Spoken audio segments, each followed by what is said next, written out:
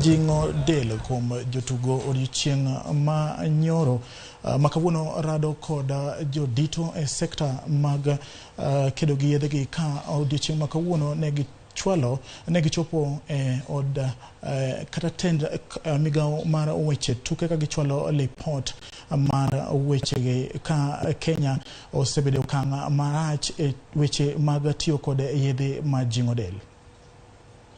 It's a very serious situation, but thankfully, thanks to the government's involvement, thanks to the athletics community's involvement, we now have a platform, a solid platform, to begin to solve the problem. The foundations are there, and now we must build the house. And it's a long road. It's not going to be easy at all, but we've got the right platform, which is the most important.